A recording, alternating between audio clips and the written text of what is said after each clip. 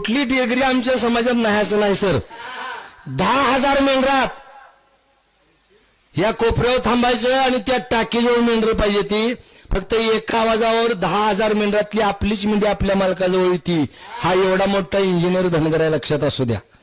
कळलं का? हा या भारताचा तिरंगी झेंडा, त्या तिरंगी झेंड्यामध्ये मध्ये जे अशोक चक्र आहे ते अशोक चक्र राजा अशोक सम्राट धनगर समाजाचा आहे.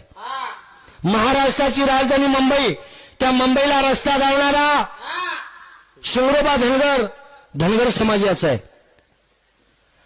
लोकांसाठी घाट बांधून ठेवलं, नदीचं घाट बांधलं, देवाचं जीर्णोद्धार केलं, अनेक लोकांना माया ममतेनं सांभाळलं.